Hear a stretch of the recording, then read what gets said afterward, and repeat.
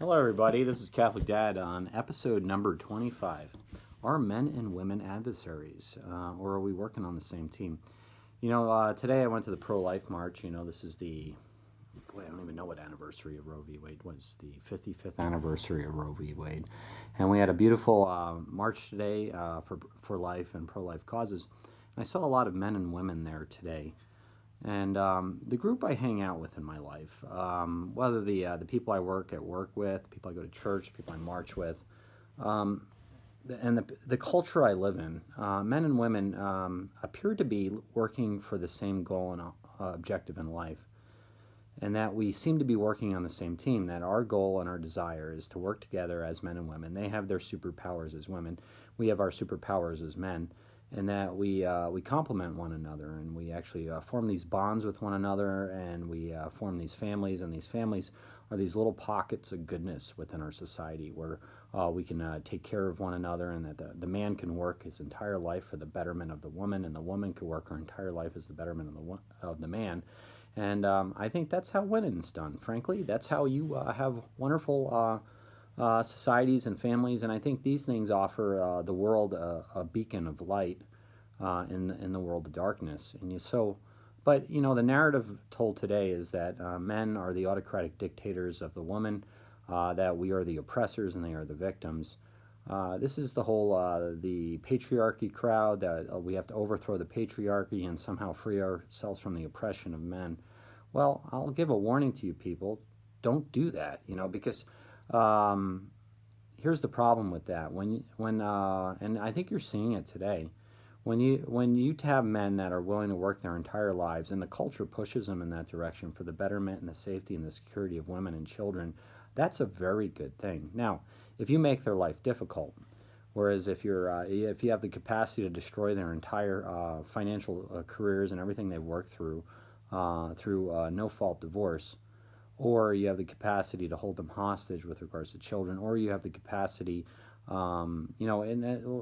essentially creating labor laws in favor of you and not of them and everything else. What men do, and what we talked about this in Original Sin, men tend to withdraw from society. And I think we're seeing that in today's world, where men are less engaged with women, men are not willing to be companions with women, men are very complacent and happy to be playing video games, because the relationships that are being that are being formed in society today with the narrative of patriarchy, that they are the problem, the man really has kind of a lose-lose situation if you run it that way. And the great losers of this, by the way, the man, what does he get to do? He gets to go hang out, play video games, have no responsibility, and divorce himself from the world. This is the fallen nature of man. That's where he kind of wants to be. And frankly, he's not the big loser in the equation. The big loser is the women of the world. When men divorce themselves from society and kind of turtle up and leave the world, they're not there to serve and help and protect women and also become the spiritual leaders of family.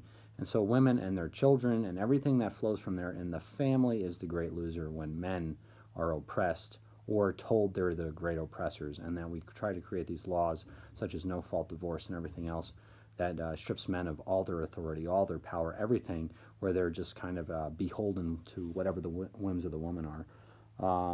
That's kind of a problem. So are we on the same team or are we not? And should the laws reflect that? Yeah, I think we are on the same team, and I think everybody, absolutely everybody out there, if you said, do you want your man or your woman, your spouse, to be on the same team as you, where you guys can work together for the betterment of your family? Yeah, I think absolutely everybody would. And so therefore, this narrative of the patriarchy, I think it's one of the greatest lies ever to be pervasive in society. Because, I live in a kind of a small culture, which is small town America. It's kind of divorced geographically from the rest of the world. And the patriarchy is not pervasive here. Like, you don't even feel it. Like, nobody claims it exists. The people are just kind of laboring for each other. We're kind of living in this small town. And I can tell you what, when bad things happen in this town, everybody steps up. They do their part. Like, somebody loses a husband or a wife or something like that, and the family's for need. Everybody comes together. They give their charity. And I cannot believe the town I live in, how charitable everybody is. It's just, it's really wonderful. And I And I see the patriarchy narrative in like national media, and I hear people screaming and yelling on these podcasts and whatever else. But in this town, it doesn't exist. And I can tell you what, uh, it not existing, like the idea that it doesn't exist, is a much better way to live. Now, did it exist when I lived in a big city in New York?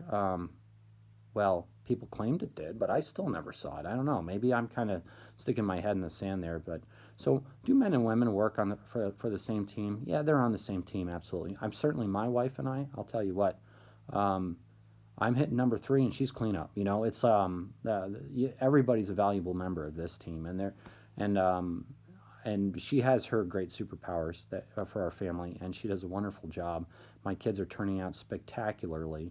Do I have my superpowers? Yeah, I'm industrious as heck. I just keep working, laboring, and bringing stuff home, and then hopefully I can kiss the kids every now and then and give some hugs and some affection. It's funny. My wife told me one time. She said, "If I were to ever die, like her, not me," she said, "just remember, you have to hug the kids. Raising children is not just about efficiency." And yeah, hey, think about that for a second, because I'm Mr. Efficient. Like, I want to get everything done. I want to get everything right. I don't want to waste any resources. I hate wasting resources.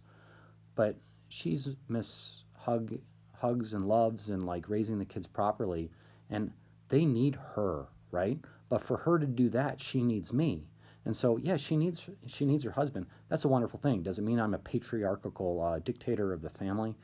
Boy, I hope not. And if that's the narrative, if that's what it means, then there's no hope for the future, because I think that's a good thing. Like, frankly, that she needs me like uh, like peanut butter needs jelly. I'll tell you what, and I need her like jelly needs peanut butter. And so there you have it. This is Catholic Dad signing off. Men and women do work for the same team. Um, I'm hitting number three and my wife's cleanup, or the other way around. Sometimes we could switch the lineup around, but there you go. And as the kids get more mature and they get more, healthier and stronger and more responsible, you know what? They're filling in the lineup too, and they're doing some wonderful stuff. So there you have it. Men and women work for the same team. The team's called family, and God bless. So pray the rosary every day. Try to get to Mass and confession, and work together to form a better future, men and women. Don't work against each other. Thank you.